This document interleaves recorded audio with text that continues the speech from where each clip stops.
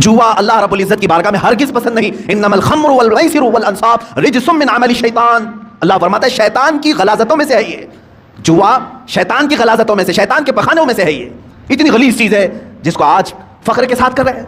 Batting لگانا، booking کرنا، اور آج کرکٹ کے نام IPL کے نام پر. اب یہ دیکھیں، پہلے تو گورنمنٹ میں بھی اس طرح کا جرم سمجھا جاتا تھا نا. بیٹنگ کرنا اور پیسے لگانا، میچ فکسنگ کرنا، یہ سب جرم سمجھا جاتا تھا. بلکہ آج تو یہ ہے کہ اسی نام پر یہ کھیل چل رہے ہیں، اسی نام پر. مجھے ہمارے ایک بچے نے کہا کہ اب تو ایپ بنا دیا گیا ہے، ایپلیکیشن، کہ کہیں ادھر ادھر ایجنٹوں کو پیسے دینے کی ضرورت نہیں. ایپلیکیشن بن کر کے آیا ہے، اسی میں آپ پیسے ڈال دو اور میچ میں جتنے پیسے لگانا ہے لگاؤ. شروع میں جو لگاتا ہے اسے لگ کر کے بھی آ جاتے ہیں اور یہ خوش ہو جاتا ہے نوجوان، میں نے 500 لگایا تھا 1000 آ گئے میرے پاس. اللہ کی پناہ میرے عزیزو، تمہارا ایمان غارت ہو جائے گا، ختم ہو جائے گا.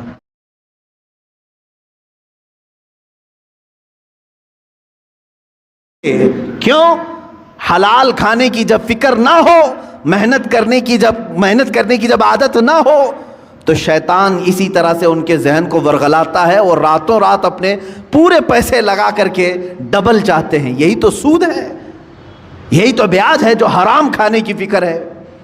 اور آج کرکٹ کی دنیا میں جو پیسے لگائے جا رہے ہیں اور جان بوجھ کر کے اس زمانے میں مسلمانوں کو، نوجوانوں کو اس میں مبتلا کیا گیا ہے کہ تمہارا مال ختم ہو جائے. حیرت کی بات ہے کہ پہلے شرم محسوس کرتے تھے لوگ بیاج کہنے کو، سود کہنے کو، گیمبلنگ کہنے کو، جوا کہنے کو. کرکٹ کے نام پر دنیا تمہیں جوئے میں ملوث کر رہی ہے اور تم خوشی سے کھیلے جا رہے ہو. یاد رکھو، جس نے جوئے کو دیکھا، جوا بازی کیا نہیں، کھیلا نہیں، دیکھتا رہا، اللہ رب العزت کا عذاب اسے گرفتار کرے گا. سب سے بڑا عذاب اللہ کا یہ ہے کہ موت سے پہلے ایمان چھین لیا جائے. خطرناک عذاب ہے اللہ کا. جوا اللہ رب العزت کی بارگاہ میں ہرگز پسند نہیں. انما الخمر والمیسر والانصاب رجس من عمل الشیطان. اللہ فرماتا ہے شیطان کی غلاظتوں میں سے ہے یہ. جوا شیطان کی غلاظتوں میں سے، شیطان کے پخانوں میں سے ہے یہ. اتنی غلیظ چیز ہے جس کو آج فخر کے ساتھ کر رہے ہیں. بیٹنگ لگانا، بکنگ کرنا، اور آج کرکٹ کے نام IPL کے نام پر. اب یہ دیکھیں، پہلے تو گورنمنٹ میں بھی اس طرح کا جرم سمجھا جاتا تھا نا. بیٹنگ کرنا اور پیسے لگانا، میچ فکسنگ کرنا، یہ سب جرم سمجھا جاتا تھا. بلکہ آج تو یہ ہے کہ اسی نام پر یہ کھیل چل رہے ہیں، اسی نام پر. مجھے ہمارے ایک بچے نے کہا کہ اب تو ایپ بنا دیا گیا ہے، ایپلیکیشن، کہ کہیں ادھر ادھر ایجنٹوں کو پیسے دینے کی ضرورت نہیں. ایپلیکیشن بن کر کے آیا ہے، اسی میں آپ پیسے ڈال دو اور میچ میں جتنے پیسے لگانا ہے لگاؤ. شروع میں جو لگاتا ہے اسے لگ کر کے بھی آ جاتے ہیں اور یہ خوش ہو جاتا ہے نوجوان، میں نے 500 لگایا تھا 1000 آ گئے میرے پاس. اللہ کی پناہ میرے عزیزو، تمہارا ایمان غارت ہو جائے گا، ختم ہو جائے گا. یہ میچ فکسنگ کے معاملات، بکنگ، بیٹنگ، یہ پورا کا پورا جوا کھیل رہے ہیں بچے ہمارے. سنو حدیث پاک، میرے آقا صلی اللہ تعالیٰ علیہ وسلم نے فرمایا، جو سود کھایا یا جوا کھیلا، توجہ، جوا کھیلا. میں خالی کرکٹ کی بات نہیں کر رہا ہوں، ہمارے بچے اپنی فٹنس کے لیے بہت سارے کھیل کھیلتے ہیں، میں نے کبھی ان کو نہیں روکا. آپ ورزش کی نیت سے بہت ساری چیزیں، لیکن وہی پیسہ لگا کر کے کھیلا، جوا ہو گیا. جوا ہو گیا، پورا کا پورا جوا ہے، گیمبلنگ ہے. حدیث پاک میں ہے، جو جوا کھیل کر کے آیا، سود کا لقمہ کھا کر کے، اگر وہ مسجد میں آ بھی گیا اور وضو کیا، میرے آقا فرماتے ہیں اس نے خنزیر کے خون سے اپنے ہاتھ اور پیروں کو دھویا ہے. اس نے اپنے چہرے کو اور اپنے ہاتھوں کو خنزیر کے غلیظ جانور کے خون سے رنگا. اس کا کوئی وضو نہیں ہے، اس کی کوئی نماز نہیں ہے. اے مسلمانوں، کیا تم یہ چاہتے ہو کہ تمہاری عبادتیں منہ پر مار دی جائیں؟ بچوں کو آج مجھے بیدار کرنے کی ضرورت ہے، اس لیے میں نے آج گفتگو کی. اے میرے عزیزو، یہ دنیا جو تماشے دکھا رہی ہے، یہ تماشے ہیں. یہ جو دنیا لہو و لعب کی باتیں کر رہی ہے، قرآن نے بہت پہلے فرما دیا، انما الحیات الدنیا لہو و لعب. دنیا کی پوری زندگی کھیل کود ہے، تماشا ہے. چند دنوں کے بعد ویرانی آ جائے گی، چند دنوں کے بعد سناٹا ہے. بعض بزرگوں نے یہ فرمایا، پوری دنیا کی مثال اسٹیڈیم کی طرح ہے، کھیل کی طرح ہے. پلیئرز آ رہے ہیں، لوگوں کے دیکھنے کی بھیڑ جمع ہے، آوازیں ہو رہی ہیں. کھیل ختم ہوا، ساری سیٹیں خالی، پلیئر بھی چلے گئے، بچا کیا؟ خالی گراؤنڈ۔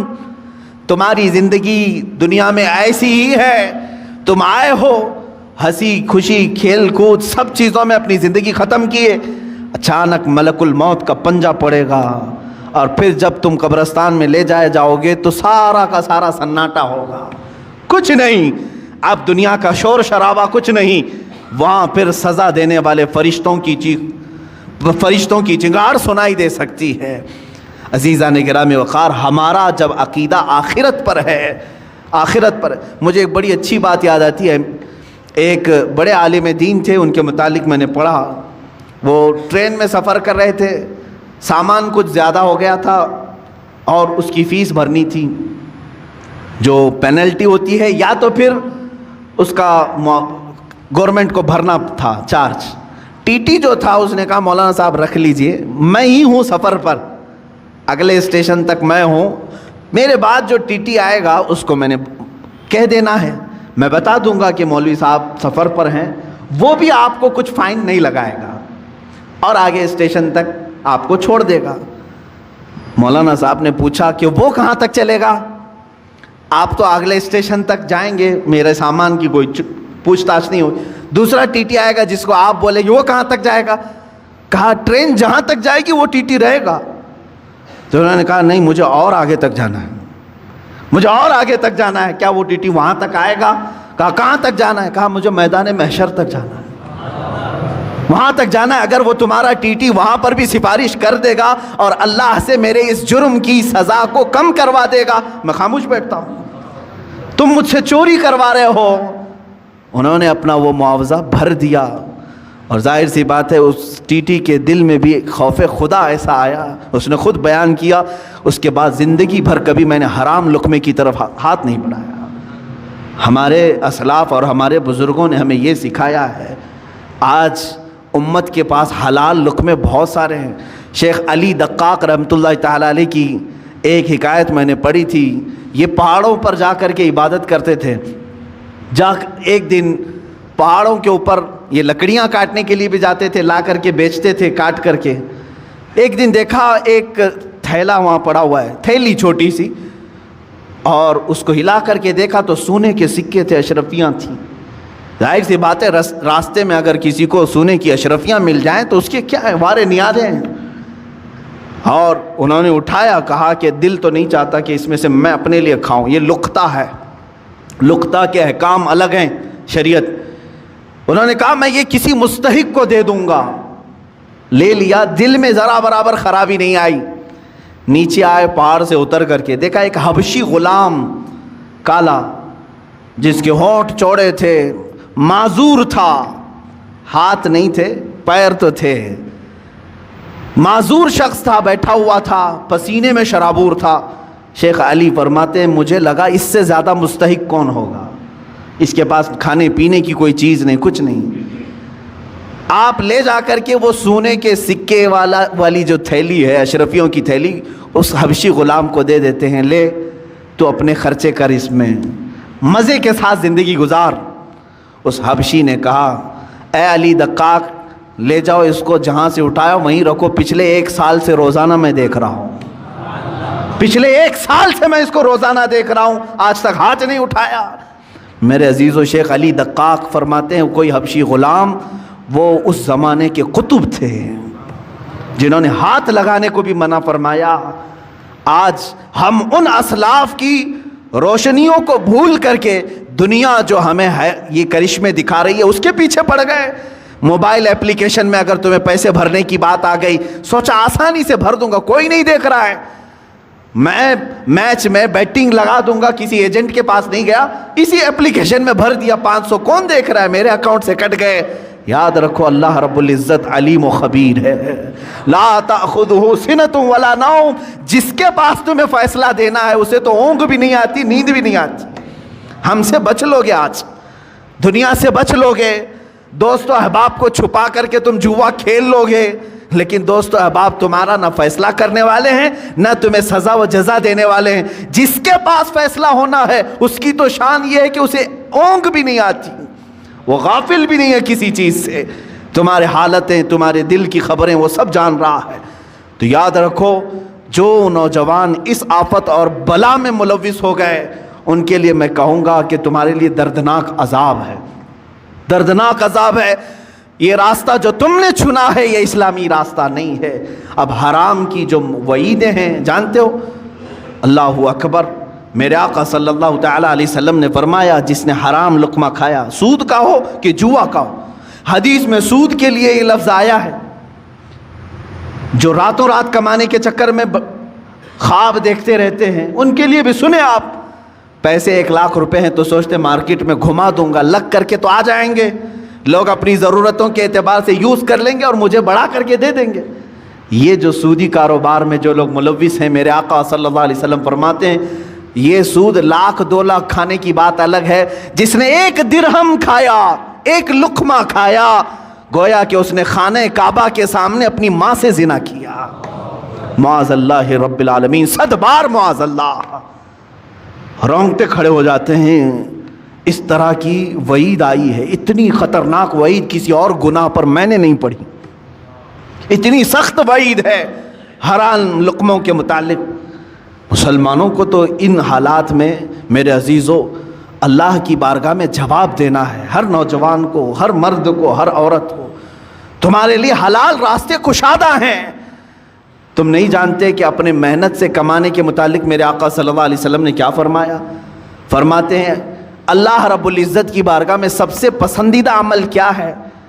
دیکھیں تقریباً اللہ تعالیٰ نے 1,24,000 کم و بیش نبیوں میں ایک لقب میرے آقا کو عطا فرمایا، اس لقب کے ساتھ کسی اور نبی کو نہیں بلایا گیا، حبیب اللہ، اللہ کا حبیب۔ حضور صلی اللہ علیہ وسلم کو کہا گیا حبیب اللہ، لیکن یہی لقب اللہ تعالیٰ نے ایک اور جگہ فرمایا، میرے آقا صلی اللہ علیہ وسلم فرماتے ہیں الکاسب حبیب اللہ، اپنے ہاتھ سے حلال کھانے والا بھی حبیب اللہ ہے،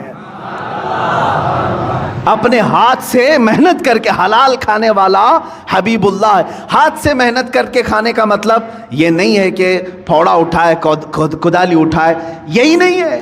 ہاتھ سے محنت کرنے کے بہت سارے معاملات ہیں، تم آفس میں بیٹھ کر کے ورک کر رہے ہو یہ بھی محنت ہے تمہاری، تجارت کے دیکھ ریکھ کر رہے ہو یہ بھی محنت ہے تمہاری، لیکن حرام راستے پر نہ گیا ہو، کاشتکاری کرنے والا حلال کما رہا ہے، ٹھیلا کھینچنے والا حلال کما رہا ہے۔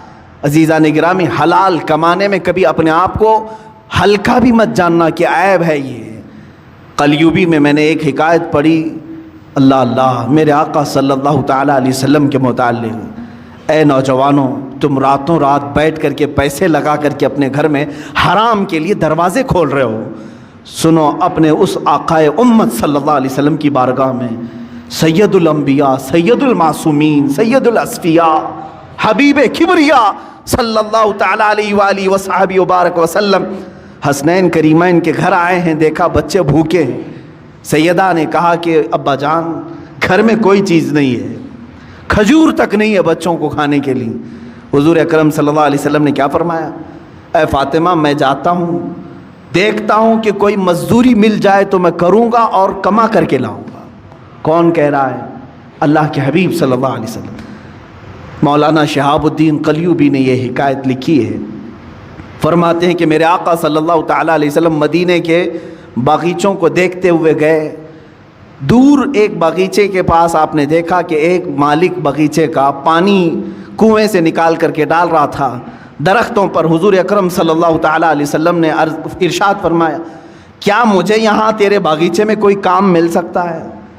اس نے کہا ہاں، تم میرے اس کنویں سے ڈول گھڑا پانی بھر کر کے درختوں پہ ڈالو، میں بدلے میں کھجوریں دوں گا، 1 گھڑا پانی ڈالو گے تو 2 کھجوریں دوں گا۔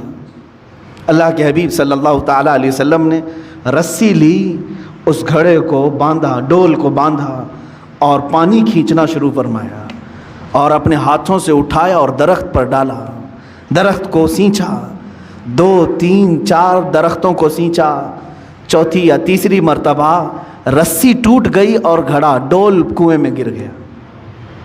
یہ اللہ کے حبیب صلی اللہ تعالیٰ علیہ وسلم کی بات کر رہا ہوں۔ میرے عزیز بچوں، نوجوانوں، جب تمہارے ہاتھ میں حرام کاریاں شیطان دے دے تو میرے نبی کو یاد کر لینا اس دن۔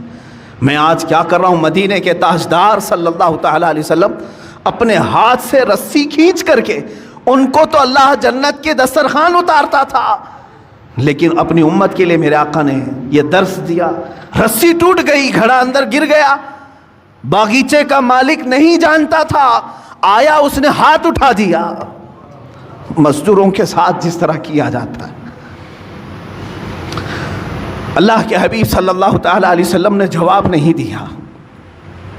میرے آقا صلی اللہ تعالیٰ علیہ وسلم نے جواب نہیں دیا، اس لیے کہ میں مزدوری کر رہا ہوں یا کام کر رہا ہوں.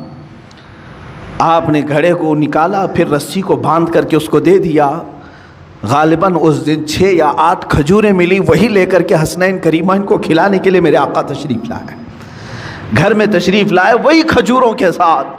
کائنات کا آقا و مولا اپنے ہاتھوں سے کما کر کے اپنے بچوں کو کھلا سکتا ہے، اور تم راتوں میں بیٹھ کر کے گیمبلنگ کر کے جوئے کھیل کر کے اپنے گھر کو جہنم کی آگ سے بھرنا چاہتے ہو. کیسی امت ہے میرے آقا کی. حضور اکرم صلی اللہ تعالیٰ علیہ وسلم نے کسی کو یہ چیز بیان نہیں کی، لیکن جس نے ہاتھ اٹھایا تھا اس کے بعد اسے احساس ہونے لگا کسی حسین چہرے پر میں نے ہاتھ اٹھایا ہے.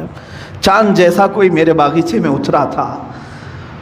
بعد میں بے قراری اتنی بڑی کہ جو گزرتا تھا اسے پوچھتا تھا کہ ایک ایسی شخصیت میرے ہاں آئی تھی، کون ہے یہ؟ لوگوں نے کہا کہ وہ تو محمد رسول اللہ تھے صلی اللہ علیہ وسلم. اس نے کہا وہی ہے. کہا ہاں. اس نے ندامت اور شرمندگی کی وجہ سے تلوار اٹھائی اور اپنا ہاتھ کاٹ دیا. کہا مجھے اس ہاتھ کی ضرورت تھی، میں نے ہاتھ اٹھا دیا. اسی حالت میں وہ مسجد نبوی آیا. اللہ کے حبیب صلی اللہ تعالیٰ علیہ وسلم کے پاس شام کے وقت آیا، زار و قطار رونے لگا. مجھ سے گستاخی ہو گئی، میں نہیں جانتا تھا، ہاں میں نے کبھی یہ نہیں سوچا تھا کہ اللہ کا رسول باغیچے میں میرے آ کر کے ڈول سے پانی سینچے گا، پانی نکال کر کے درختوں پر ڈالے گا. اللہ کے حبیب صلی اللہ علیہ وسلم نے کسی کو کچھ نہیں کہا.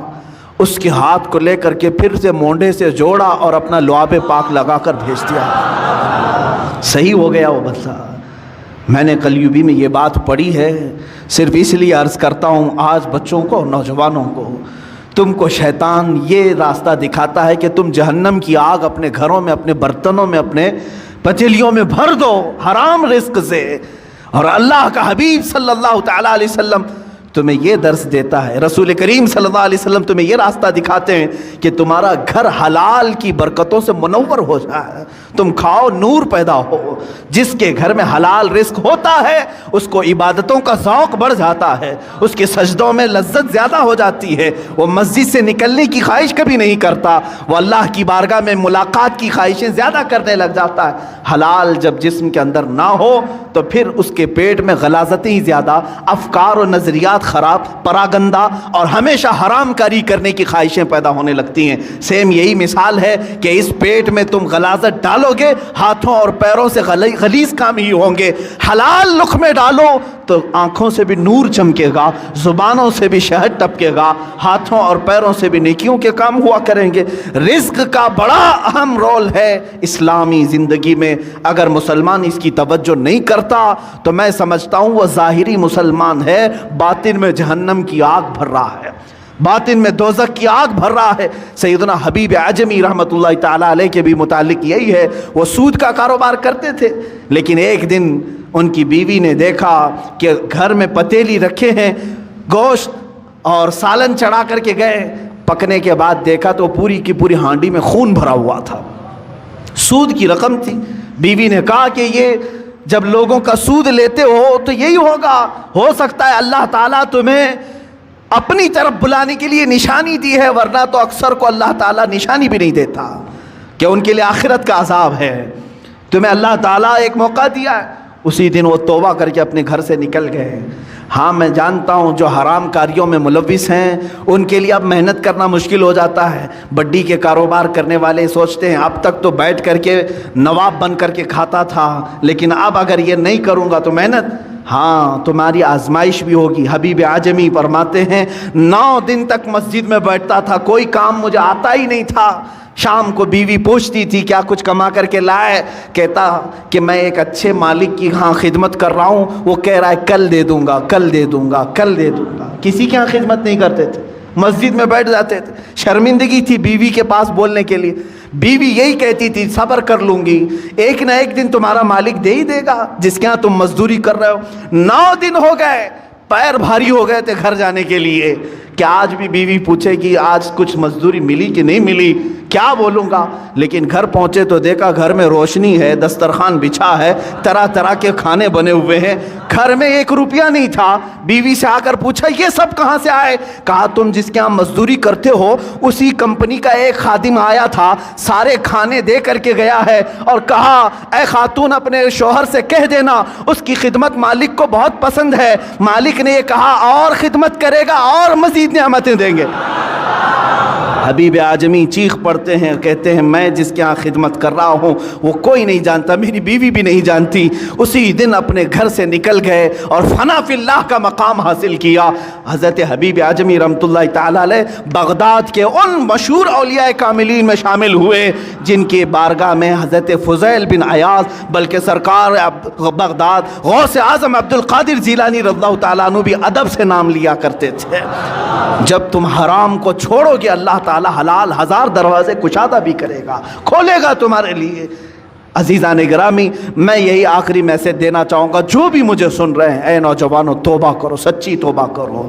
دنیا تمہارے مال سے اور تمہارے پیسوں سے اپنی اینٹیں بنا رہی ہیں اور تمہیں اس کا ذرا برابر بھی شعور نہیں ہے. تم ہر جگہ لوٹے جا رہے ہو, ہر جگہ تمہارے اس مال کے ساتھ کھلواڑ ہو رہا ہے. چٹ فنڈ کمپنیاں آتی ہیں تمہیں لوٹ کر کے جاتی ہیں, لٹیرے آتے ہیں تمہارے محلوں میں لاکھ کو 2 لاکھ کرنے کے بہانے سب کے پیسے لے کے بھاگ جاتے ہیں. کاروبار میں اس طرح کا منافع دینے کی وعدے کرتے ہیں, اتنے بھر دو, اتنے % تم کو ہر مہینے ملتا رہے گا, وہاں پر تم لوٹے جاتے ہو. میچ کوئی اور کھیل رہا ہے, پیسے تمہارے جا رہے ہیں. کوئی اور کھیل رہا ہے, پیسے تمہارے جا رہے ہیں. یہ سب کیا ہے؟ تمہارے حلال کمائی کو دنیا نگل جانا چاہتی ہے. یاد رکھو اللہ رب العزت کی بارگاہ میں ہر چیز کا حساب ہوگا. اللہ کی بارگاہ میں دعا ہے مولا ہم سب کو حلال کھلائے اور حلال پر ہی خاتمہ فرمائے. مولا ہمارے گھر کے ہر دروازے کو حلال دروازہ بنا, ہمارے ہر لقمے کو حلال لقمہ بنا. اے قدیر و جبار خدا, حلال لقمے کی برکت سے ہماری زبانوں میں نور عطا فرما, ہماری آنکھوں میں سرور عطا فرما, دلوں میں تقوی عطا فرما, ہاتھوں پیر سے نیکیوں کی خیرات عطا فرما, ہمارے ذہن میں برے وسوسات اور خیالات سے ہمارے ذہنوں کی حفاظت فرما.